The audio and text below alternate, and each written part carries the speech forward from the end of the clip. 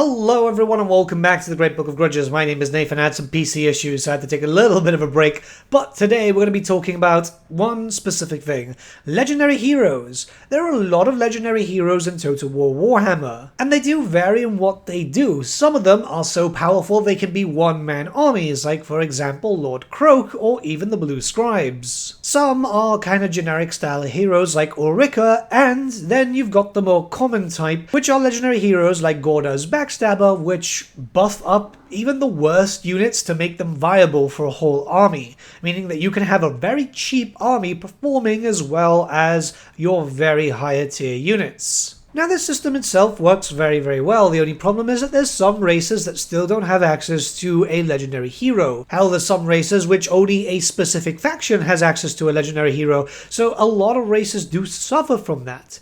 And I want to talk about these because I think by the end of the series, every race needs to have at least one available for every faction in their roster. So let's go over the races that still don't have a legendary hero and see what could be done. Beastmen are in a pretty interesting spot when it comes to Total War Warhammer. They were one of the worst races until their rework came in at the tail end of Warhammer 2, and in Warhammer 3 they've become the winners of the game series. Every time there's a big Chaos DLC for one of the Monogod factions, they've gotten at least one or sometimes even two new units. Their roster is pretty much complete, and I don't imagine that the Beastmen will get another dedicated DLC in the future, which is a bit of a shame because it would be nice to see some Centaurs. I think that's what a lot of people want, to be honest. But yeah, they don't have a hero. They've got the generics, but no legendary one. There are a number of legendary characters that could be used as a hero. Gorus Warhoof is one of them, but I don't imagine that they'll go with that, mostly because if they want to go for another legendary lord in the future, that would probably be the best option. Slugtongue being a very powerful spellcaster, and I mean immensely powerful, but the problem is that he's very similar to Morga, and there's also Ungrel Forehorn. Ungrel Forehorn being, well, very similar to that of Gorda's Backstabber in terms of lore. So lore-wise, he'd be there to boost up Ungors and make them very devastating, very similar to that of, you know, the usual Bestigors and stuff like that. The way I would see it is we don't need that because, well, the Beastmen themselves don't really deal with economy like every other race does. So maybe a big spellcaster. Again, I do think that Gorus should be a legendary lord. I know some people might be saying that, yeah, every race doesn't need a legendary hero, but I feel like it's quite important just to kind of give them the feeling of completion. And yeah, big spellcaster, very similar to Morga, but, you know, more focused on magic rather than corruption. I feel like that could work. Slugtongue is a very strong contender. Bretonnia is one of those weird outliers because there is a legendary hero with Henry the Massif, but he's only available to Repan, so you'll need to actually confederate to get him. And there's the Green Knight, which is more of a summon than anything else. I know people want Bertrand the Brigand and so on, and I feel like that could work out quite well, but in my opinion what they need to do is actually fix up the Green Knight. The Green Knight was a legendary hero style character on the tabletop, so actually make him a proper legendary hero, then go from there. I don't think the Bretonians are going to get any more attention barring maybe that minor change. But it would be counted as relatively smaller work because the character already has voice lines, it's fully animated, it's literally just creating a spell line, well, skill line more than anything else. There's no spells with the Green Knight. I think at this point people just want to see a little bit of a fix for Bretonnia, and getting the Green Knight would be great. I know a lot of people have a lot of love for it, and as a summon, it's just kind of boring, let's be honest there. Dark Elves, nothing, and it's really strange considering that the Dark Elves got a lot of love in Warhammer 2. Naturally, that was before like the stuff with legendary heroes started becoming more common, but I'm pretty sure that they were flirting with the idea of legendary heroes for a while. What's interesting is that the one character I'd see for the Dark Elves is Shadowblade, and he got a ton of mentions in the Warhammer 2 campaigns because he was technically in-game, he's just not a playable character. He was there in the cutscenes more than anything else, especially since his sister was also a character when it came to the campaign. I feel like Dark Elves could benefit from a legendary hero and assassin type, something just really strong. Again, very lore-friendly to have an assassin with the Dark Elves. And really, there's not much to talk about there. I think people have been asking for Shadowblade for the longest time. Who knows if the Dark Elves will get another DLC? I hope so. I really do. There's a bunch that they could do with that. But yeah, time will tell, I guess. I do have to mention High Elves and Slaanesh, but it's only going to be very brief because I do very much think that the next DLC is going to be focused on those two. So a High Elf legendary hero will come in soon, probably Caradrian. And when it comes to The Slaanesh one, I think it's likely going to be some sort of mortal like Steercar, because it just makes sense. That way, if the fabled boob snakes do get added into the game, they'll be multi-purpose for both mortal and demonic factions.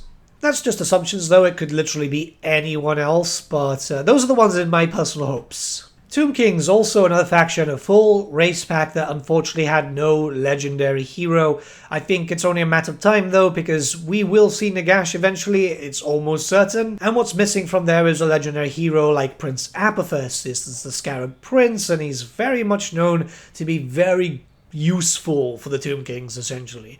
He will pop up for Cetra, and then likely pop up for Nagash, and probably for everyone.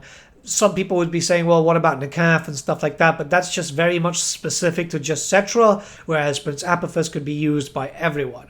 They could go with a completely different character, but this is the one I think that is the most popular. I can't imagine it will be easy to animate this guy, but yeah, it's going to be something really, really interesting if we do get a Fabled End Times DLC, because this character does become relevant in the End Times. He joins Nagash, well, he's forced to join Nagash, better yet said, and it's not like the Tomb Kings are really missing much. I really don't think that the Tomb Kings could get another DLC. They could if the Old World was available, but that's a separate IP apparently, so yeah, even though it's really the same IP. But yeah. The Skaven do have a legendary hero, but once again tied to one of the specific factions, that is Gorich with Clan Moulder. It's a bit of a weird one because obviously very cool character, but I feel like most people need to take advantage of that, especially as I think a lot of people when playing Skaven tend to gravitate more to Clan Scryer, which is pretty obvious considering that Clan Scryer has nukes. So the main thing here, however, is that they're really lacking a legendary hero for everyone else. I would have gone with like Squill Nortooth because he's known to sell his services to other factions. It's a basic packmaster, but again, that could be the hero that we see in the future if we do get some End Times content for Fanquil. They'd have to do a legendary hero, and Bone Ripper would more or less be, I think, a mount for Fanquil if they go with the End Times interpretation, rather than a side thing, which was the earlier stuff in the 7th edition book. There'll be a hero just boosting up wolf rats and giant rats if we get those. Basically just like the monsters, but I feel like that could work out quite well because some of the monsters aren't great. So here's the big conundrum. Vampire Coast has nothing, and I don't know if we could see a legendary hero. Captain Drekla makes sense, but that would be more attached to Luther Harkin. Maybe if they decide to do Vangheist as a legendary hero. He's represented as a spell, but to be honest, I think it could work still. Because, you know, ghosts appear in multiple locations sometimes. The thing is, Vampire Coast never had an army book, and characters were very limited. Maybe they go with Screech Half-Dead or something. The idea here is it would be nice to see something in the future. This is why I keep saying, you know, character packs would be lovely. A few legendary lords, a few legendary heroes. Just spread them around through different races and factions. It's just an odd one here. I mean, I'm appreciative that the Vampire Coast is a race, don't get me wrong, but there's not a lot of source material to work from. Coming in with an edit here, as I was going alphabetically, but I forgot Nurgle actually is missing a legendary hero. I don't know what they could do for Nurgle, maybe even Gutrot Spume could be a good opportunity here, but yeah, the current legendary hero and the pseudo-legendary heroes are only available to Tamacon, which obviously makes sense because it's tied to the story for Tamacon and everything, but it's annoying, because sometimes you'll want the legendary heroes with the other factions, and maybe it just might be too long for you to be able to go and confederate them. Plus, it takes a long time. In most cases, you'll be getting your legendary heroes quite early into your campaign. And then lastly, the Vampire Counts don't have a single legendary hero. It'd be hard to get this done, mostly because in the future, a lot of people want like a separation for the Vampire Counts. But they could just be like a generic White King, not Krell. Krell is specific there to Heinrich, and even then, he's not really a legendary hero, he's more of a summon. There's a lot of stuff that people expect for the vampires. The vampires are very popular, yet for some reason get no attention. They had a small rework in Warhammer 2, and yeah, not really great. It's a massive shame. You can see here what factions have gotten more attention than others, not just in legendary hero format, obviously. In a perfect world, we'd have Conrad, but he is specific to just the Von Carsteins, so I don't know. It's just a very odd thing. Legendary heroes are great. And I feel like we need more of them. Obviously not taking a character that should be a legendary lord, but even then, we look towards characters in the Empire. We have 2 for the Empire. Ulrika does count as an Imperial one, despite the fact that she's a vampire. But we have Theodore Bruckner, which is available to everyone, yet it would be nice to get more characters. You know, a lot of people want Kurt Helborg, the Reichsmarshal, right? I feel like it's a system that gets used nicely now, but needs to catch up with everything else. Especially since weird things are happening. You know, the Khorne faction has 3, because they had 2 from Omens of Destruction and then 1 from the Skulls event, so they're already getting quite far up. And one of those have helped out Norska, which is why Norska isn't here. Either way, Sylar is a Norskan. But yeah, are there any characters that you guys think should be legendary heroes for any specific races? It doesn't have to be the ones that are missing them. I'm just really shining a spotlight on these specific races because they have none so far. Let me know your thoughts in the comments below to start a bit of a discussion.